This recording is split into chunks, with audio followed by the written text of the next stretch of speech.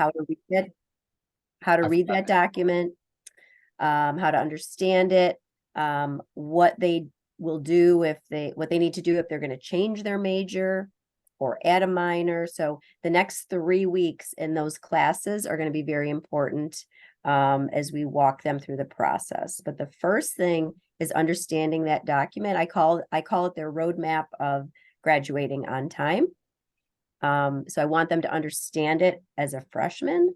So once they leave the safety and security of GEP and move off into they get a new advisor, which will be someone in their major. I want to make sure they understand it so they can graduate on time.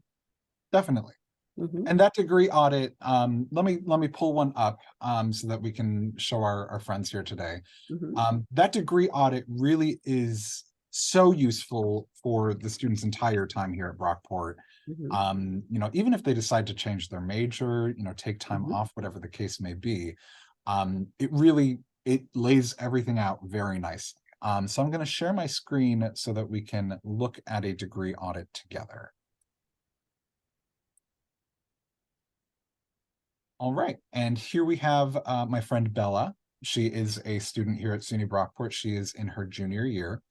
And I can show you sort of some of the basics here of the degree audit. Now, this is something that you'll be able to see if your student gives you access. Mm-hmm. And that's something that you handle through a process in the web banner portal.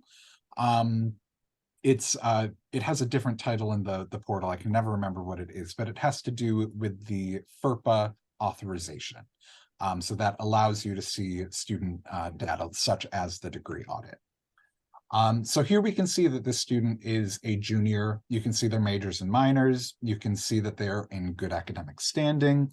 And you can also see their primary advisor and any other advisors that the student might have. Mm-hmm. You can see GPA, and then you can see sort of the overhead view of everything that is left in the student's time here at Brockport. So for this particular student, we're doing okay on GPA. We still have to meet the foreign language requirement.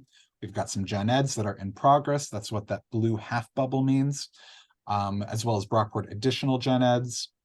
Major requirements are still in progress. And we can ignore the double major, no minor required situation that depends on your major. Alex, I'm going to start answering some questions. Yes, absolutely. So the first question, my son is considering switching to the poli-sci 4+1 degree and did a what if scenario, but has questions regarding enrolling in 4+1. So I don't know if your son is currently a political science major or not. So because if they have an advisor now that's not political science, I would advise them to first probably come to the Academic Success Center. We are general advisors and know a lot about all of the majors. So we could certainly, help the process along if they don't currently have a political science advisor. So I hope that helps. The next question, do the what if scenarios correctly represent class requirements? I cannot say that it is 100% accurate because it is it's like a test site. So there may be something that is off. I would say it's very accurate, but probably not 100% accurate. Again, they can go to the department chair. I'm not sure what major we're talking about, but they could also come again to the Academic Success Center and we could certainly help them. There's also on the website, if they go, they could go to website academics, look up all the majors and minors, major requirements. There's 4-year plans for every major as well. So there are other places to go besides just the degree audit. Can a student select their advisor? I think the hard answer for that is no. They do get assigned. It's not, I wouldn't say it's necessarily random. But they, depending on the department, they try to keep it fairly even with advisors. So, we have some very large departments on our campus, business, nursing, kinesiology, exercise science, physical education. Those advisors might have 80 to 100 advisees. So they're generated to kind of keep things equal. So they can't necessarily choose their advisor. If they have a double major, will they have an advisor in each major? The answer is yes, they will. They will have an advisor in each major, and even some minors will provide an advisor. So I'm going to get back to the 4+1 in a minute. How do we know if the transfer credits were applied? You would be able to see those in the degree audit. So you would see, as for instance, if they took AP statistics, you would see where it says math, you would see statistics satisfied through Monroe Community College. It would say that on the degree audit. Okay. Let me go back to the 4+1 for a minute. So typically the 3+3 or 4+1 programs are not just you can't just enroll. Anybody can't just enroll. They could say, I'm interested in this program, but then it typically the students have to, because it's a master's program, they have to achieve a certain degree GPA before they can actually declare that. And that usually doesn't happen until junior year. So most of the programs, they have to have minimally a 3.0 before they can entertain that degree program. So they can tell us, this is what I want to do, but to actually do it, they have to, be a proven student. And usually that doesn't happen until after sophomore year. So that's all the questions right now. So keep them coming if you would like. Yeah. Okay. So I don't know where Alex went, but do we have any more questions? Let me see. Oh. Okay, so my son is thinking he might want to study abroad at some point. So we have a study abroad international department.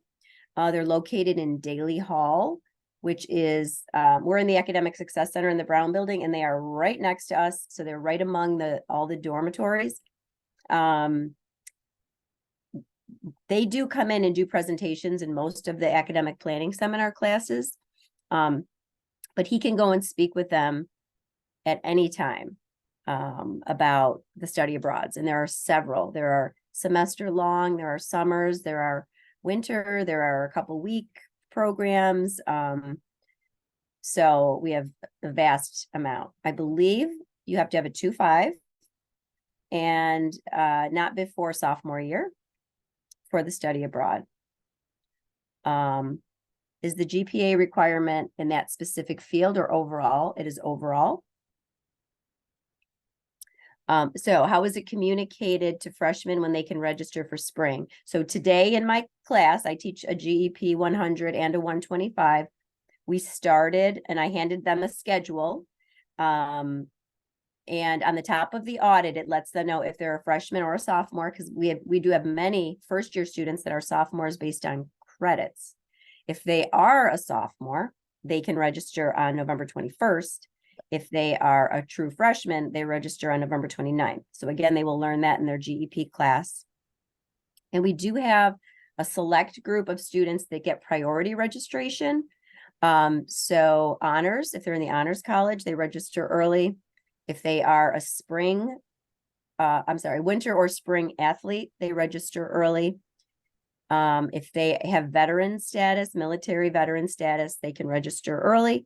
And if some of our students that are registered with Student Accessibility Services have priority early registration, not all of them, but some of them have that as an accommodation, but they will definitely learn about that in their class.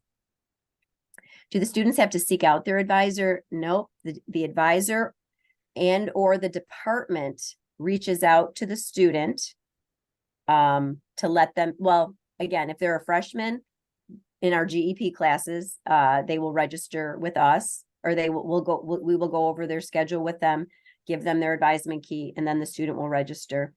If they're not a freshman, then the department, or if they're a second semester freshman or older, the department or the advisor reaches out typically in mid-October to say, it's that time again, schedule an appointment with me before November 6th or whatever. So students are responsible then to schedule that appointment with the advisor.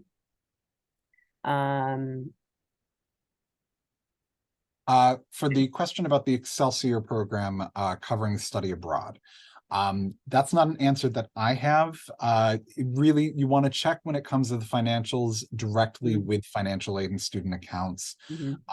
Even if, two students who both have the Excelsior scholarship could be in two completely different situations financially in terms of their aid package. So I would direct you in that situation to go right to financial aid for support with that question.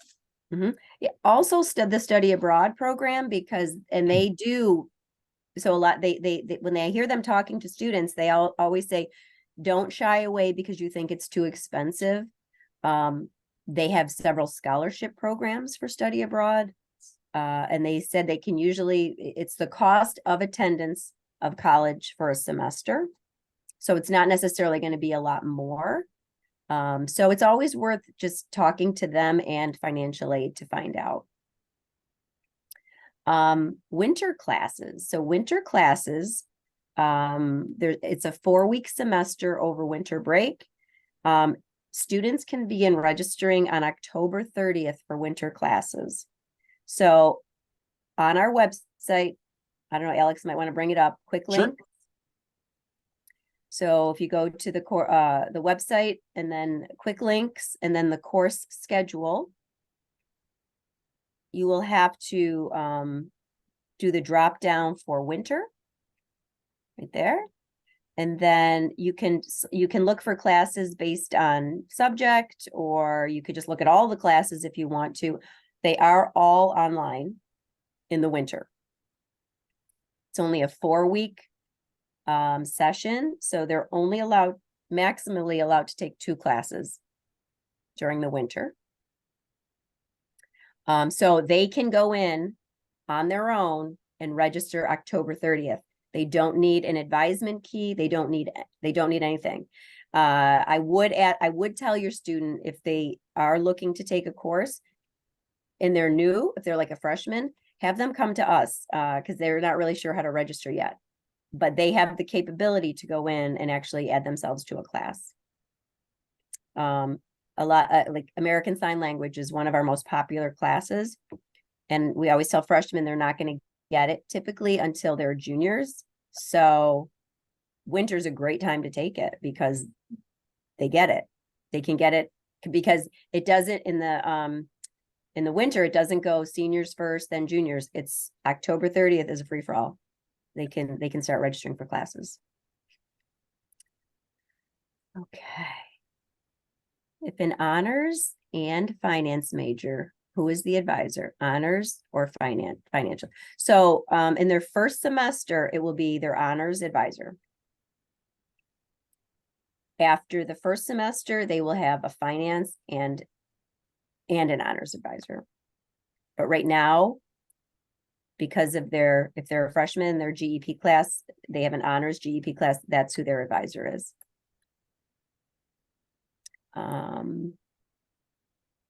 Club teams do not have priority. Only NCAA teams have priority. And some people with accommodations, yes. So some students that are registered with student accessibility, as one of their accommodations is early registration, but not every student that is registered with SAS. Okay. So that has to, and the students will know because they will have already received an email saying, you have priority registration. These are the steps that you need to follow. So they've already received that email. Okay. Do emerging scholars register early? No, they do not. Is gym class required? No, it is not. No, not anymore. They don't have to take a PE class anymore. Students can stay in their dorms during winter session if they want to. They can, but they don't have to because remember, everything's online. So they can be on Long Island taking the classes if they want to or anywhere. Yep, the courses for winter are the same cost, yes, and it's per credit hour. So yes, and I believe it's, Pulling up the tuition okay, schedule for that right now. I believe it's $295 a credit Correct. hour, something like that, okay. Two ninety Plus five per fees, credit. yeah, and it is, there will still be fees, but yeah, it's the same cost, well, per credit hour, yeah, so it wouldn't be like a full load of classes, you would pay per credit hour. What time on the 30th? I'm thinking it's 6 a.m. because every other registration time is 6 a.m.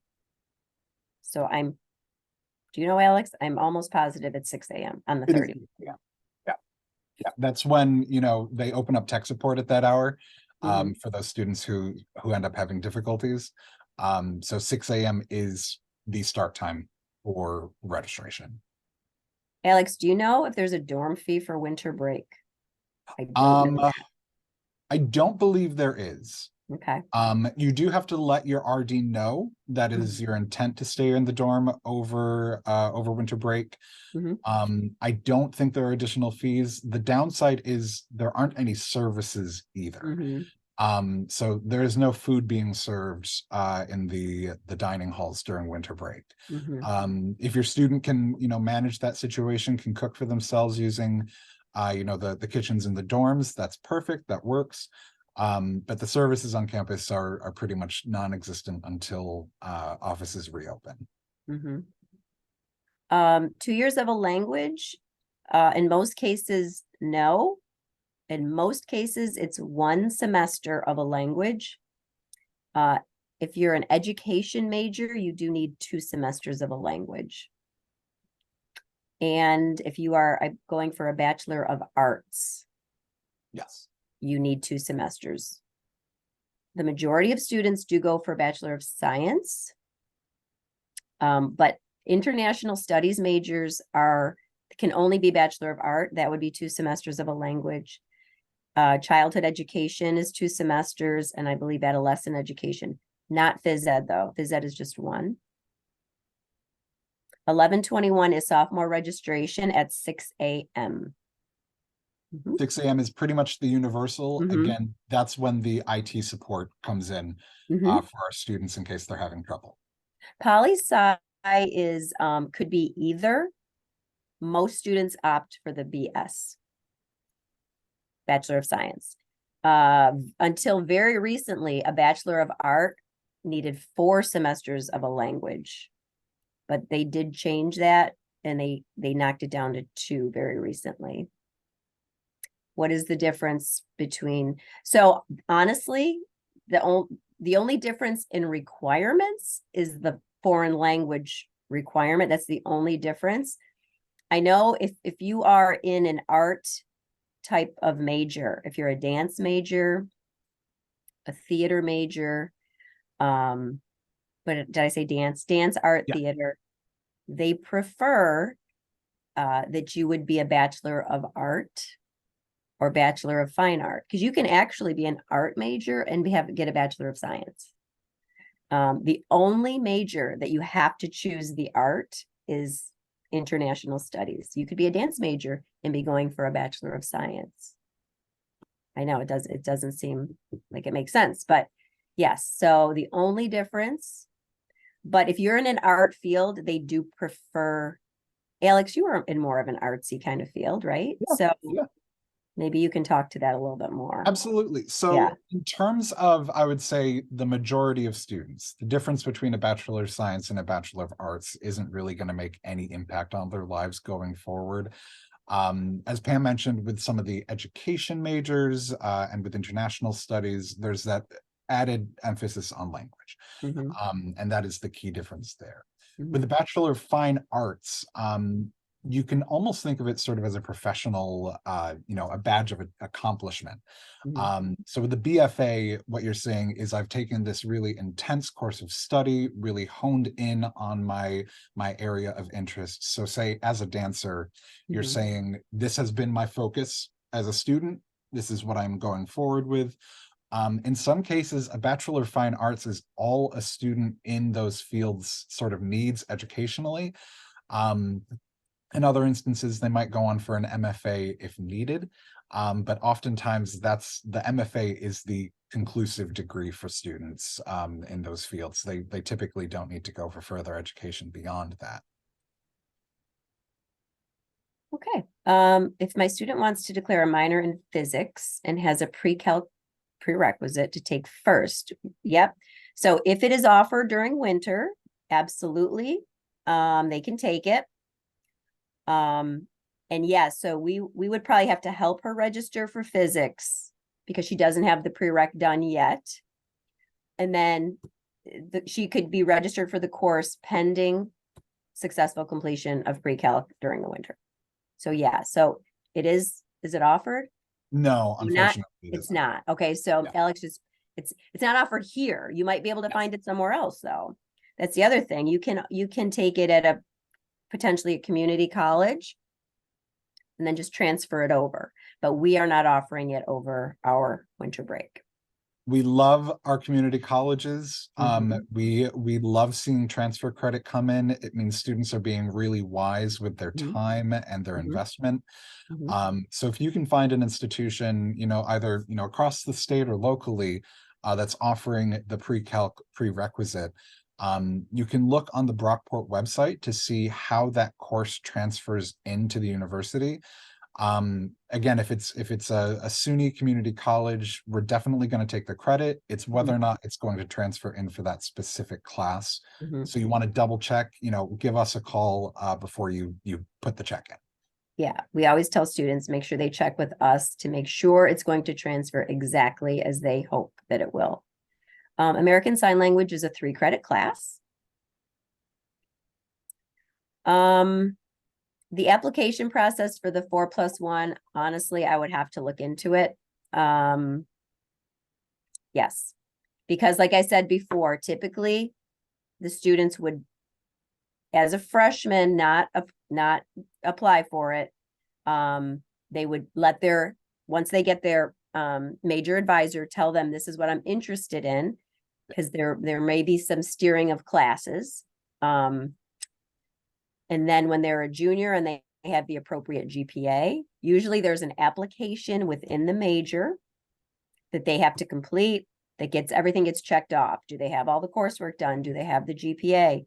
Once they do, then they could declare that, and then their degree audit would change and show all the courses that they need. So, yeah. But that's usually not something a freshman could declare. You're welcome. Very polite. I love that. Thank you. Mhm. And thank all of you for all those questions. I was Mhm. planning a totally different direction for starting off this webinar, and I love it when our parents tell us what they need, and Yes, I hope that we absolutely. were able to respond accordingly. I'm going to dive back in just briefly with the degree audit because I want to make sure that we understand this very important tool. Mhm. So let me navigate back to the audit. Give me one moment. I'm just going to load things up here. And I'm going to load up a freshman so that we're looking at something that's applicable. All right.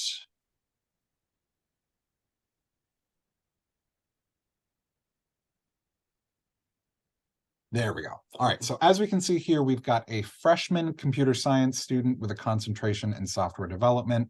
This is my advisee, so we're going to be having a conversation about registering for classes next week, getting everything sorted out, coming up with a plan and a backup plan, and potentially a backup plan. So these conversations we're going to be having very soon. Again, you can sort of see the headlines here. I'm going to take you down to our general education requirements so that you can see all of that. We implemented a new general education program for our first-year students entering for the 2023-2024 academic year. So all of our first-year students fall under this this general education plan. It's 31 credits overall of gen eds, and then a number of SUNY general education categories. Now, SUNY gave the universities in the system some latitude. We opted to go with one of the smallest general education programs possible to make sure that we were being efficient with your students' time, while also making sure that they get a well-rounded liberal arts education and are ready to go out into the world with all of that knowledge. So as you can see, we've got some of the basics: mathematics, college composition, oral communication, the arts, natural science, social sciences, humanities, world languages. And then we get started in some things that Brockport has decided it takes seriously. So diversity, equity, inclusion, and social justice, US history and civic engagement, and world history and global awareness. We also have some courses correlated with specific learning outcomes. Now, these are classes where our goal is to train your student up in these specific skills so that they have those skills when they're headed out into the world. So that's critical reasoning and thinking and information literacy. We also have some local requirements. These are requirements that historically Brockport has taken very seriously. Again, these are the things that we like to see in our graduates when they leave Brockport. So academic planning seminar, every student should have that knocked out in their first semester, or virtually every student should have academic planning seminar knocked out in their first semester. We also have a contemporary issues requirement, so dealing with some modern current issue in the world, as well as perspectives on gender. And that's a requirement that we've had going back for decades. We feel it's really necessary for our students to understand identity before they go out into the world. Now, I'm going to show you just in a couple of spots here some helpful tools. Oh, Alex? Pam, yes.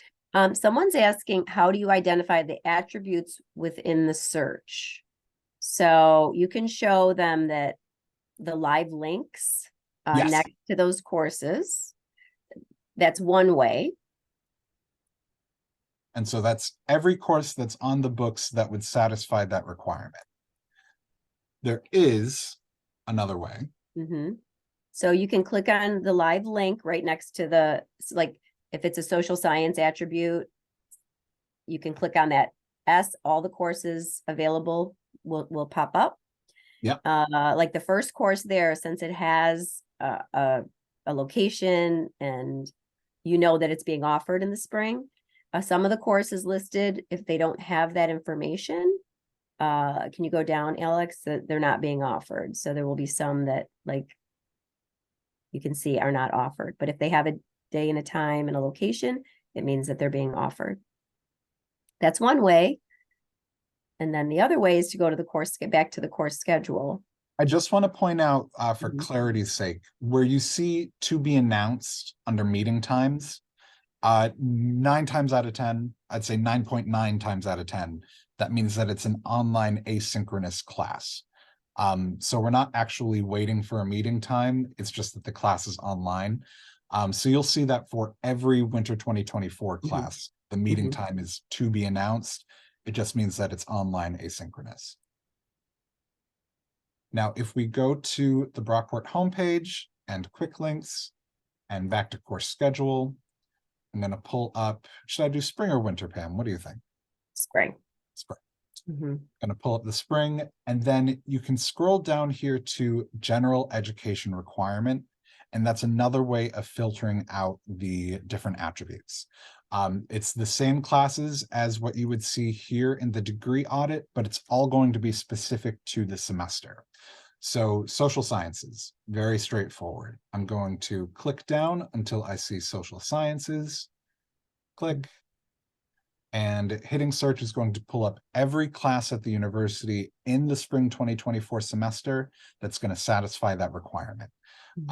So again, we're seeing a lot of the same classes as what we saw in the degree audit, but with this search process, we're only seeing what's being offered in the selected semester. And then you can, I'll show you again on both screens. If you click on the CRN for historic archaeology in this instance, it's going to bring you to this page. You can then click view catalog entry and read a description of the class. And that can be very helpful for students in determining which classes they want to take. Let's see. If we go back to the audit, again, you can see the same information just by scrolling. So you can see, again, the class description right there.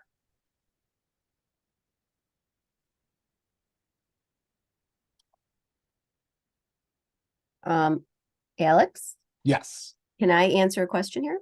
you absolutely can. Okay, so someone had a question of how does someone change both their degree and their major? And we do have a major and a minor. It's a major declaration form. It's online. Students could come here and we could give it to them. They could email us. We could send it to them. They could change their degree type on there from a BA to a BS, and they can change their major. They can add a minor. So it is just a very simple online mock form that they could submit. If your student is a first semester freshman, they're going to be doing that in their GEP class anyway. So every student is going to be filling out the form. And on this form, there's going to be 3 questions. Do you want to keep your current major? Yes or no? Do you want to change your major? Yes. Then that form is going to be sent to them. And I forgot the 3rd question. But anyway, on that one form, they could change their major, change their minor, change their degree type. So, yep. So we have that form, so they can do that. We strongly urge our first year students don't complete this form until they come and talk to us. Absolutely. Or their APS advisor, but when in doubt, come to the Academic Success Center.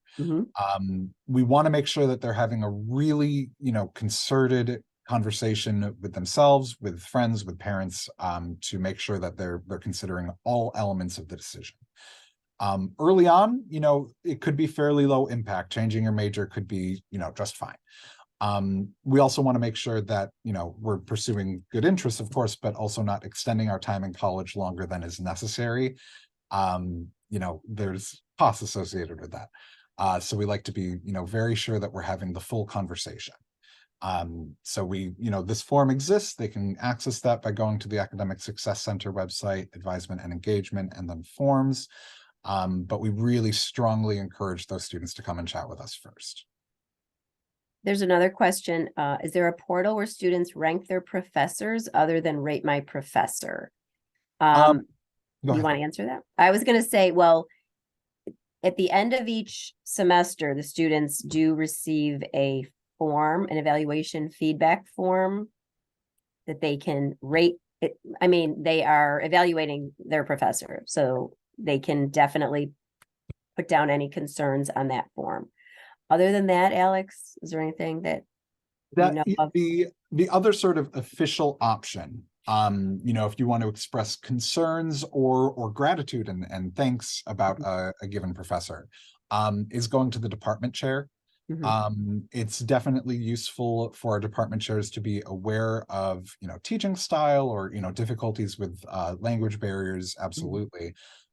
It helps for the chairs to be aware. They're not always, in the classroom with the instructors and students when classes are happening. Right. So it definitely helps for them to be made directly aware.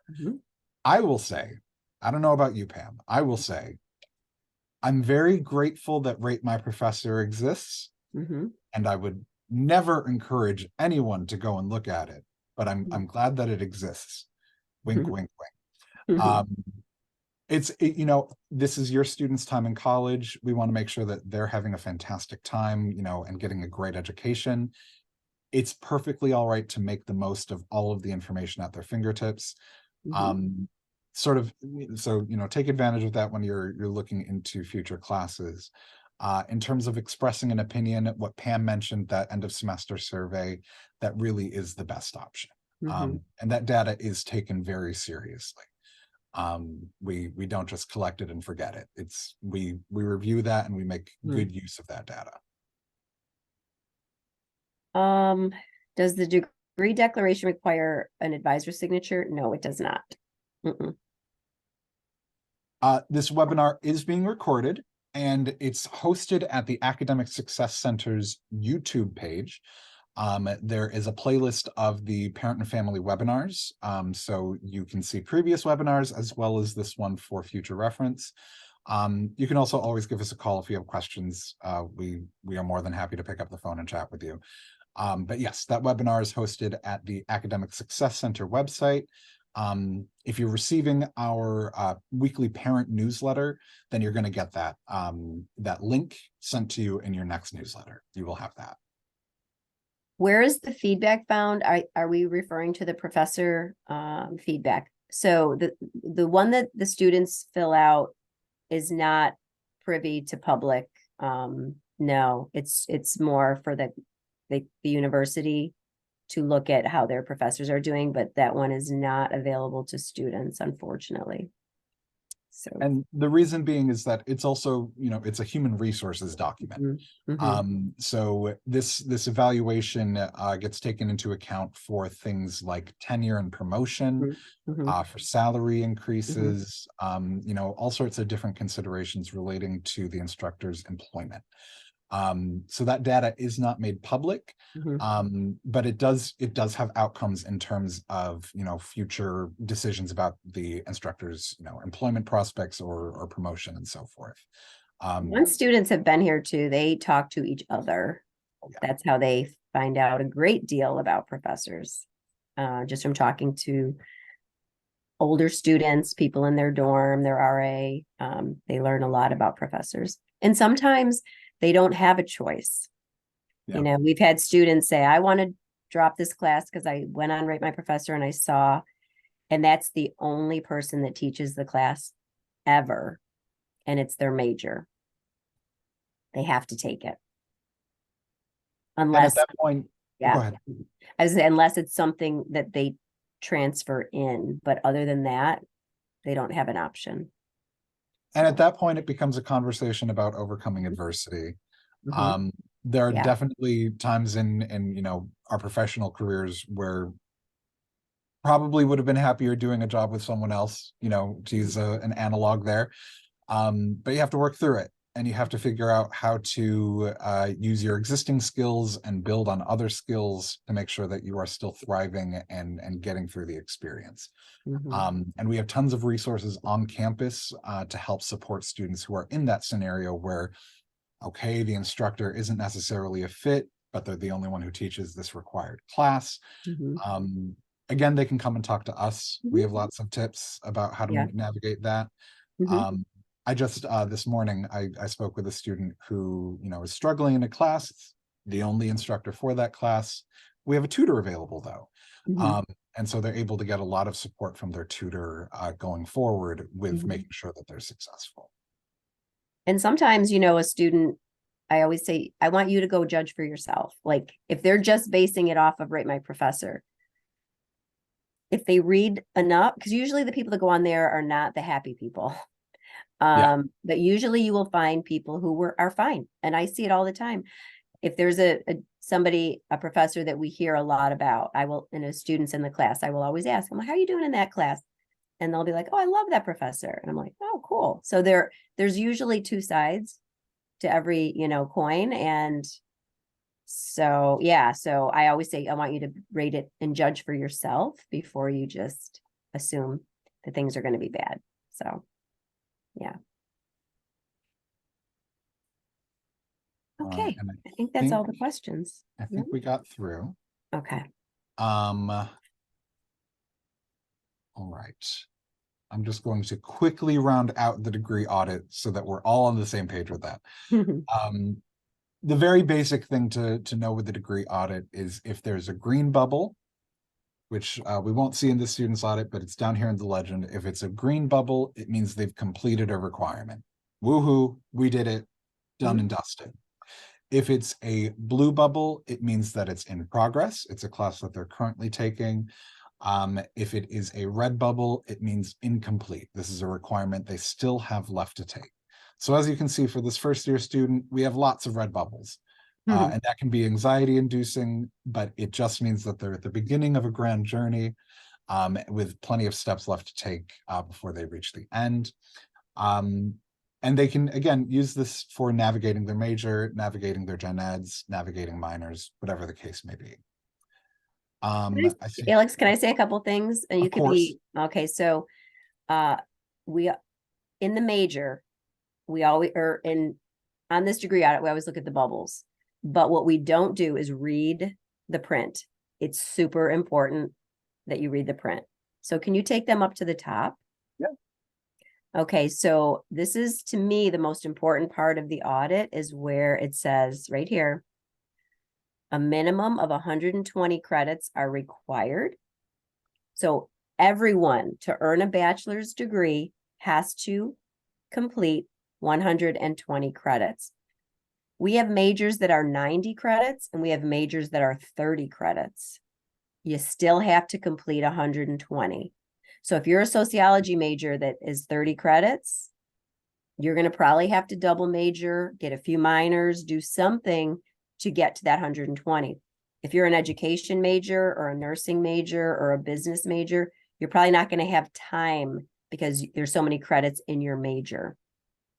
So super important to look at these numbers every semester to ensure. So I've had students come to see me thinking they were graduating because they checked all of their boxes, but they were still 40 credits short of graduating. I'm like, did you think you were miraculously going to graduate in 3 years with a bachelor's degree?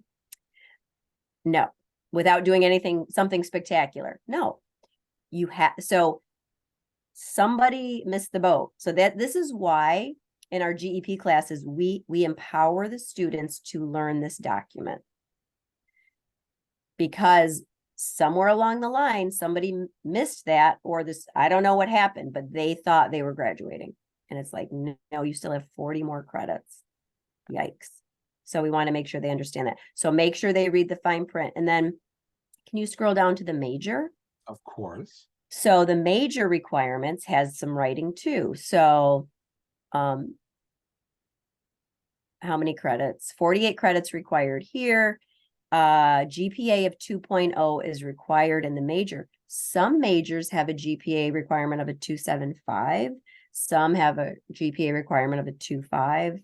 Some have a 2.0. So those are things that, again, students need to be extremely aware of. And then those check marks, like after the course, means that a prerequisite exists. So when the students start to select their courses, it's important that they know what the prerequisite is, or if there is a prerequisite, because if they try to register for that course, they're not going to be able to do so. So if they're in a science major like computer science or biology or chemistry or exercise science, there's going to be a ton of check marks, and it's a very sequential, those are very sequential majors. So it's going to advisement, and it's going to be super important because they have to take things in a set, routine schedule, or and they have to take one class before they take the next one. And then lastly, go to the very bottom of the audit. Another very important thing right here. If they have a note on the bottom that says you need to submit the following transcripts, they need to submit the following transcripts. Sometimes they think the high schools, because I know they took these courses in high school, but they have to get the transcript from Broome and Syracuse and have them sent to Brockport. The high schools do not do that. You can easily Google SUNY Broome Community College transcript request. It'll walk you through the process. Have the transcript sent from Broome to Brockport. You don't want to get in the middle of it. Just have it directly sent here electronically. I believe most community colleges are free. Four-year schools, usually there's a fee of $10 or $15 to send it. If the note says send an AP transcript, that has to come through collegeboard.org. That one's a little pricier, maybe $20. And only send it if they have passed those exams with a 3 or higher. That they will get college credit if they scored a 3 or higher on the AP exams. Okay, I got some questions. Yeah. For transfer students, their class level is based on credits earned or applied. If yes, where can we find the different levels or of what makes a student a sophomore versus a junior? So if you go to the top of the audit, so their class status is based on completed credits, period. So if they come in with 64 completed credits, they're a junior. So 0 to 24 is freshman. 0 to 23 is a freshman. 24 to 54 is a sophomore. 54 to 84 is a junior. And then anything above 84 is a senior. But it's based on completed credits, whether they be transfer or what they've taken here. So looking at the top of their audit will tell you what they are. Okay. How does it, the major change is usually about a week to 10 days. Yes. It is not too late. It's never too late. Did we talk about the what if? I've done this so many times now. We did not talk about what if. Okay. So it's not too late. No. We do have this function on the degree audit called a what if. So let's say a student was changing their major. They can do the what if is what if I change my major? So they can unofficially go to the new major. They can select it from this list, process it, and it will unofficially change. Oh, we did talk about it because somebody asked if it was 100%, right? Yeah, we did talk about it earlier. Okay. Blacking out. Yeah, so they can do that and then the new requirements will appear. So yeah, so that can help whoever their advisor is. If they're not a geology advisor and the student's changing to geology, they could do a what if. Or they could come here. That would, so if the advisor says, I am not comfortable with this, I just don't know enough about it, I would have them suggest that they start with us. And then we could go from there because we know the requirements, or we could get them started with somebody in geology at that time. Yes. And we're not trying to drum up business. No, we have. You get paid either way. Students, we have lots of students. We want your student to come in if they have those questions. Absolutely. We don't want them to be concerned about anything having to do with major change, choosing classes. We know that's big and can be emotional. That's what we're here for. And even if they don't know what they want to do, we can come and talk. We do that all the time. They can talk it through with us. And we also have career services on campus that help students kind of figure out their path as well. So if they're undecided, we can have those conversations, or we can send them off to career services. We're going to have to wrap things up there. Pam, yes. You continue to dazzle and inspire me. Thank you for all of your knowledge and for joining us tonight. My pleasure. Anytime. Thank you. So again, we're both here in the Academic Success Center. We're here, joined by colleagues in the ASC every day, all day. So you can send your student our way Monday through Friday. We're here to have those conversations.